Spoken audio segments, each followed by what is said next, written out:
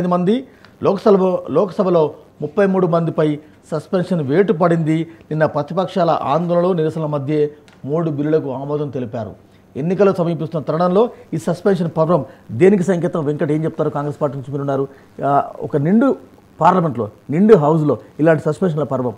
ఇప్పుడు next parliament elections వస్తున్నాయి కదా, కాబట్టి ఇలాంటి కామనే అనుకోవాలి. డే 1 నుంచి జరుగుతున్న ప్రక్రియ. ఇక్కడ ఒక విషయం ఏంటంటే అసలు సస్పెన్స్ దాకా తీసుకురావాల్సిన అవసరం ఏముంది?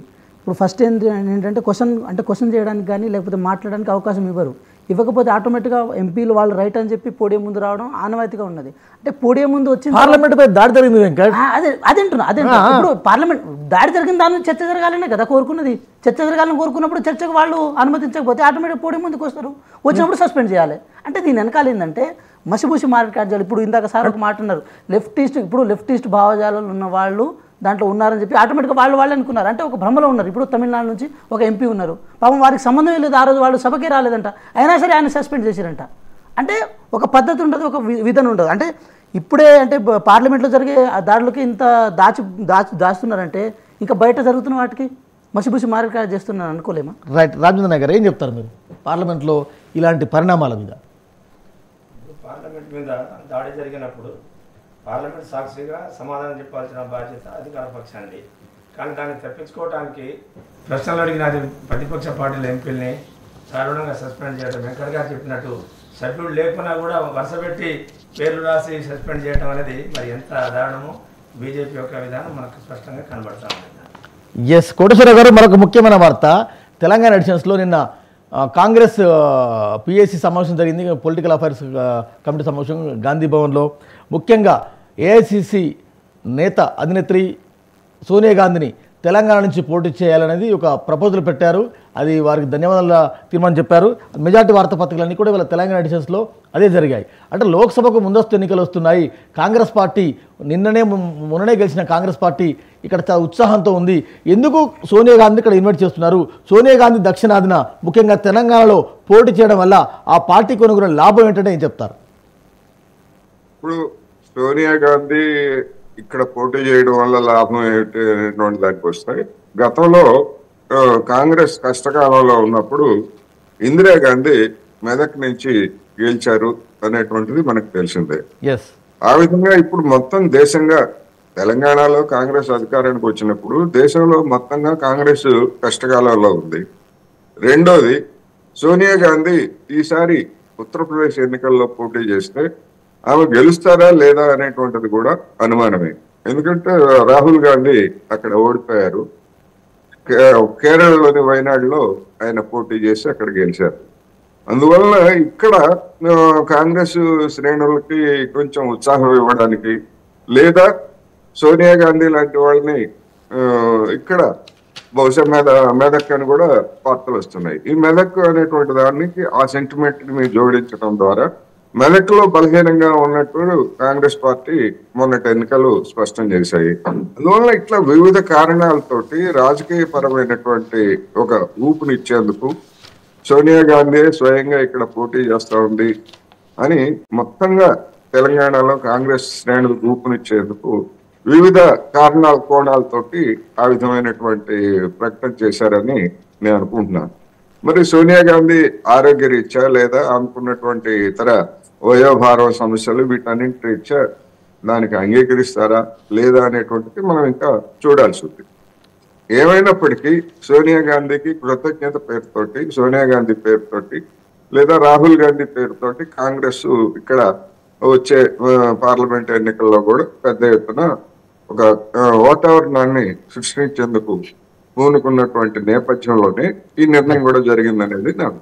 ఎస్, వెంకట్ ఏం చెప్తారు? మీ పార్టీ నిన్న ఓ తీర్మానం చేసింది, సోనియా అప్రూవల్ తర్వాత ఎన్నికలకు కసరత్తు చేయబోతున్నారు. ఖమ్మం, నల్లగొండ, మెదక్ ఈ పార్లమెంట్లో సోనియా గాంధీ కోసం పరిశీలన చేస్తూ ఉన్నారు. ఎందుకోసం సోనియా గాంధీ గారిని ఇక్కడ మీరు? ఒకటైతే కలెక్టివ్గా అయితే ఒక నిర్ణయం అయితే తీసుకున్నారండి. ఏంటంటే పిఏసీలో నిర్ణయం తీసుకున్నాం, దాన్ని ఒక రెజల్యూషన్ పాస్ చేసినామండి. అది మేడం గారి దగ్గర పెట్టాల్సి ఉంటుంది. వారు అప్రూవల్ చేయాలి. ఇంకా అప్రూవల్ చేస్తేనే మనం ఏదైనా అనుకోవచ్చు. అయితే మేమేంటంటే సాంప్రదాయబద్ధంగా ఆల్రెడీ ఇప్పుడు సార్ చెప్పినట్టు ఇందిరాగాంధీ గారు మెదక్ నుంచి పోటీ చేశారు. అదేవిధంగా సోనియా గాంధీ గారి నుంచి ఇక్కడ నుంచి పోటీ చేపిస్తే అటు ఒక మంచి కన్వెన్షన్ని దాన్ని తీసుకుపోయినట్టు ఉంటుంది. ఎట్ ద సేమ్ టైం ఏంటంటే తెలంగాణ ఇచ్చిన తల్లి సోనియమ్మ అని చెప్పి మాకు కూడా ఒక సెంటిమెంట్ ఉంది. అదేవిధంగా డే 1 నుంచి గాంధీ కుటుంబానికి తెలంగాణకి ఒక మంచి సత్సంబంధాలు ఉన్నాయి. దాన్ని కంటిన్యూ చేయడం కోసం చేసే ప్రయత్నము. అదేవిధంగా మొన్న అధికారం చేపట్టిన తర్వాత మాకు కూడా నెక్స్ట్ రాబోయే పార్లమెంట్ ఎలక్షన్ చాలా కీలకంగా మారబోతున్నాయి. అందులో భాగంగా సోనియా గాంధీ గారు ఇక్కడ ఉండడం చాలా కీలకం. ఎట్ ద సేమ్ టైం ఏంటంటే అక్కడ అంటే నార్త్ అంటే ఉత్తర భారతదేశంలో ప్రియాంక గాంధీ గారు కానీ రాహుల్ గాంధీ గారు కానీ చూసుకున్నా కూడా దక్షిణ భారతదేశంలో సోనియా గాంధీ గారు రావాలని చెప్పి అంటే మొన్న మేము ఏఐసీసీ ప్లీనర్ జరిగినప్పుడు అక్కడ కూడా చర్చలు జరిగినాయి. ఈ చర్చల్లో భాగంగా సోనియా గాంధీ గారు ఇక్కడ రాక అదేదో ఇండివిజువల్గా ఒకళ్ళు తీసుకునే నిర్ణయం కాదు. తెలంగాణ ప్రజలు కూడా అభిష్టం మేరకు తెలంగాణ ప్రజలు కూడా గాంధీ కుటుంబం నుంచి ఎవరు వచ్చినా కూడా హక్కును చేర్చుకునే ప్రయత్నం తెలంగాణ ప్రజలు చేస్తారు. కాబట్టి దాన్ని దృష్టిలో పెట్టుకొని చేస్తున్న ప్రయత్నం అని అనుకోవాలి. బేసికలీ పార్టీ బలపడుతుంది. సోనియా గాంధీ గారికి థ్యాంక్స్ చెప్పినట్టు ఉంటుంది. రైట్. ఈ టైంలో రైట్ డిసిషన్ అనుకుంటా. రైట్ డిసిషన్, చాలా రైట్ డిసిషన్. ఇంకా మేము కోరుకుంటున్నాం ఇన్ కేసు ఇప్పుడు నేను ఖమ్మం జిల్లా వాసిని, మాకు ఖమ్మం జిల్లాలో వారు పోటీ చేశారంటే అందరూ ఇండివిజువల్గా అందరూ ఊళ్ళో పోయి మేము ప్రచారం చేయడానికి సిద్ధపడతాం. అంటే ఇంత ప్రేమ అనురాగం ఉంటుంది బేసికల్లీ సోనియా గాంధీ గారు. రైట్. రాజేంద్ర నాయక్ గారు, ఒక వార్త వచ్చింది, బీఆర్ఎస్ మీ ఎంపీల చూపంతా కూడా కాంగ్రెస్ వైపు వెళ్తుంది. చాలా మట్టుకు దాదాపు 7-8 అంటే లోక్సభ రాజ్యసభతో పాటు దాదాపు 7 నుంచి 8 మంది కాంగ్రెస్కి లైన్ కడుతున్నారు, క్యూ కడుతున్నారు, కాంగ్రెస్తో మాట్లాడుకుంటున్నారని కొన్ని వార్తాపత్రికలు ఇలా హైలైట్ అయ్యాయి. ఎంతమంది పోతున్నారు? అది ఎంతమంది అనేది మనం చెప్పే సంఖ్య కాదు. ఎవరైనా పార్టీలో ఉన్నవాళ్ళు పార్టీకి కట్టుబడి ఉండాలి. ఎవరైనా నమ్మకం కోల్పోయి అట్లా పోయిన సందర్భాలు ఏదైనా ఉంటే గతంలో ఏ పార్టీకైనా అది రేపు దానికి నైతిక బాధ్యత విలువలు కూడా లేకుండా పోతున్న తరుణంలో ఈ వార్తలో ఒకటి సృష్టించడం జరిగింది తప్ప అది ఎవరైనా పోయిందాకా ఫలానా వాడు పోతున్నాను. ఎవరికైనా రాజకీయ భవిష్యత్తు ముఖ్యంగా రామచంద్ర గారు, రాజకీయ భవిష్యత్తు బీఆర్ఎస్ పార్టీలో ఎవరికి తప్పలేదు. వాళ్ళు పోటీ పడి మరి గతంలో గెలిచారు. కాబట్టి బీఆర్ఎస్ పార్టీలో రాజకీయ భవిష్యత్తు లేదంటానికి 10 సంవత్సరాలు అనుభవించారు కదా అన్ని విధాలుగా. రాష్ట్ర ప్రభుత్వంలో కానీ కేంద్రంలో కానీ ఇలా బీఆర్ఎస్ పార్టీలో అన్ని విధాలుగా ఎదిగిన వాళ్ళు అట్లా పోతారని నేను ఊహించను. ఎందుకంటే బీఆర్ఎస్ పార్టీ కూడా రేపు కాంగ్రెస్కి రాష్ట్రంలో ప్రత్యామ్నాయం బీఆర్ఎస్ పార్టీనే కదా. బీఆర్ఎస్ పార్టీని కాదని కాంగ్రెస్ పార్టీలో చాలామంది ఉన్నారు పోటీ చేసేవాళ్ళు. కానీ ఇప్పుడే ప్రభుత్వం వచ్చిన ఆనందంలో వాళ్ళకే టికెట్లు విపరీతమైన పోటీ ఉంది. ఈ తరుణంలో పోయి వాళ్ళు ఫెయిల్ కావడం తప్ప సాధించేదే ఉండదు. డిమాండ్ ఉంది కాబట్టి వస్తా అంటున్నారు. యాక్చువల్గా ఇంత డిమాండ్ ఉంది కాబట్టి బీఆర్ఎస్ పార్టీ నుంచి మా పార్టీలో వస్తానంటున్నారు. బేసికల్లీ ఇది తలను కొరువుతో గోక్కోవడం అంటే బీఆర్ఎస్ పార్టీ 10 సంవత్సరాల కాలంలో ఇలా అన్ని పార్టీలను ఇబ్బంది పెట్టింది కదా. ఒకనొక సందర్భంలో టీడీపీని భూస్థాపితం చేసే ప్రయత్నం చేసింది. సో అదే మళ్ళీ కేసీఆర్ మెడకు తీర్చుకుంటుంది అనేది ఇప్పుడు మనం అనుకోవాలి బేసికల్. ఎందుకంటే ప్రజాస్వామ్యంలో ఇది ఎంతవరకు మంచి కన్వెన్షన్ కాదు. ఎంతవరకు అంటే అన్ని పార్టీలని పాపం కమ్యూనిస్ట్ పార్టీల రిప్రజెంటేషన్ ఉండే అప్పటి వరకు మీకు అది కాదా, మేము ఇంకా అసలు ఆ ప్రక్రియనే స్టార్ట్ కాలే. ఆ ప్రక్రియనే స్టార్ట్ కాదు. అది ఎలక్షన్స్ బేస్ చేసుకునే ప్రక్రియ అనుకోవాలి. కానీ వాళ్ళకు పూర్తి మెజారిటీ ఉన్నా కూడా, పూర్తిగా వాళ్ళకి అన్ని స్థానాలు ఉన్నా కూడా, వాళ్ళ ప్రాంతీయ పార్టీ అయినప్పుడు కూడా పార్లమెంట్ ఎలక్షన్స్ ఇంకో కొద్ది రోజులు ముందు ఉన్నాను కానీ ఎమ్మెల్యేలు అందరూ 12 మందిని ఒకేసారి కొనుక్కునే ప్రయత్నం చేశారు కదా మరి. సో ఇప్పుడు మాది జాతీయ party Congress party in case parliament election దృష్టిలో పెట్టుకొని మేము అక్కడ ప్రాతినిధ్యం వహిస్తామని చెప్పి ఆ ఇష్టంతో రావచ్చు కాక. కానీ ఇక్కడ వీళ్ళు ప్రభుత్వాన్ని ఏర్పాటు చేసేది లేదు, వచ్చేది లేదు. మరి వీళ్ళు ఎట్లా దీంట్లో వస్తున్నారు అంటే ఎట్లా దాన్ని ఫామ్ చేసుకుంటారో అర్థం కావట్లేదు కదా. మరొక 2 ముఖ్యమైన వార్తలు.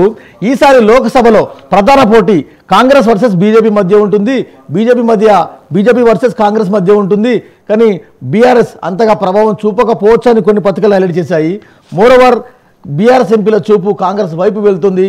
చాలామంది 7-8 మంది లోక్సభ రాజ్యసభ సభ్యులు ఇప్పటికే కాంగ్రెస్ వైపు టికెట్ల కోసం బారులు తిరుగుతున్నారు, క్యూ కడుతున్నారు, లాబింగ్ చేస్తున్న వార్తలు కూడా కొన్ని పత్రికలు హైలైట్ చేశాయి. ముఖ్యంగా లోక్సభకి ఇంత క్యూరియాసిటీ ఉంటుందా ఈసారి?